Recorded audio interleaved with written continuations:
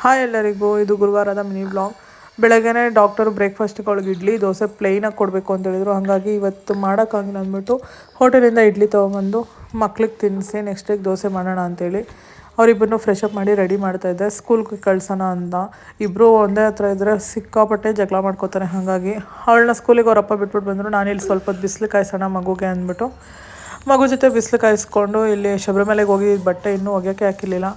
ಆ ಬಟ್ಟೆನೆಲ್ಲ ಮಿಷಿನ್ಗೆ ಹಾಕಿ ಇನ್ನು ಮಗು ಬಟ್ಟೆ ಎಷ್ಟೊಂದು ಇದ್ವು ಮೋಷನ್ವೆಲ್ಲ ಅದನ್ನು ಕೈಯಲ್ಲಿ ಒಗ್ದಾಕಿ ಸಿರಪ್ ಹಾಕೋಣ ಅಂತ ಬಂದೆ. ನನ್ನ ಲೈಫಲ್ಲಿ ಇಂಥ ಸಿರಪ್ ಎಲ್ಲ ನೋಡೇ ಇರಲಿಲ್ಲ. ಅದೆಲ್ಲ ಹಾಕಿ ಅವಳಿಗೆ ಸಿಕ್ಕಾಪಟ್ಟೆ ಗಲಾಟೆ ಮಾಡಿದ್ಲು. ಹಾಗಾಗಿ ಅವಳಿಗೆ ಸ್ವಲ್ಪ ಪ್ಯಾಂಪ್ರಿಂಗ್ ಮಾಡಿ ಹಂಗೆ ಮಲಗಿಸ್ದೆ. ಅದೇ ಗ್ಯಾಪಲ್ಲಿ ಬೇಗ ಬೇಗ ಅಡುಗೆ ಮಾಡಿಕೊಂಡೆ. ಅಷ್ಟೊಂದು ಕಾಲ್ ಮಾಡಿದ್ರು ಪುನರ್ವಿನೋಗಿ ಕರ್ಕೊಂಬಂದು ಬಿಸಿ ಮುದ್ದೆ ಮಾಡಿ ನಾವೆಲ್ಲ ಊಟ ಮಾಡಿಕೊಂಡು ಮತ್ತೆ ಶಾರುಗೆ ಮಜ್ಜಿಗೆ ಅನ್ನನೇ ತಿನ್ನಿಸ್ದೆ ಮಧ್ಯಾಹ್ನ ಸಹ.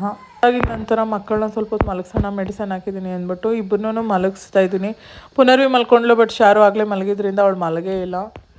ಇವರಿಬ್ಬರು ಟೆನ್ಷನಲ್ಲಿ ಹಾಲು ತೊಗೊಂಬಂದಿದ್ದನ್ನು ಫ್ರಿಜ್ಜಲ್ಲೇ ಇಡೋದು ಮರ್ತೋಗಿದೆ. ಹಾಗಾಗಿ ಹಾಲು ಹುಡ್ಕೊಂತು ಅದನ್ನು ಪನ್ನೀರ್ ಮಾಡಿ ಕ್ಯೂಸ್ ಮಾಡಿ ಫ್ರಿಜ್ಜಲ್ಲಿ ಇಟ್ಕೊಂಡ್ರೆ ನೆಕ್ಸ್ಟ್ ಡೇ ಏನಾದರೂ ರೆಸಿಪಿ ಮಾಡೋಕ್ಕಾಗುತ್ತೆ ಅಂದ್ಬಿಟ್ಟು ಅದನ್ನು ಪನ್ನೀರ್ ಮಾಡಿ ಎತ್ತಿ ಫ್ರಿಜ್ಜಲ್ಲಿಟ್ಟು ಮಗು ಮಲ್ಕೊಂಡಿದ್ಲು ಪುನರ್ವಿ. ಹಾಗಾಗಿ ಶಾರು ಜೊತೆ ಆಟ ಆಡ್ಕೊಂಡಿದ್ದೆ. ತುಂಬ ದಿನ ಆದಮೇಲೆ ತಂಗಿ ಬಂದಿದ್ಲು. ಅವಳನ್ನ ನೋಡ್ಕೊಂಡು ನಮ್ಮ ಪುನರ್ವಿ ಅಂತೂ ಬ್ಲ್ಯಾಂಕ್ ಆಗಿಬಿಟ್ಟಿದ್ಲು. ಅವಳ ಜೊತೆ ಒಳ್ಳೆ ಟೈಮ್ ಸ್ಪೆಂಡ್ ಮಾಡಿಕೊಂಡು ಅವಳನ್ನೂ ಊರಿಗೆ ಕಳಿಸ್ಕೊಟ್ಟೆ.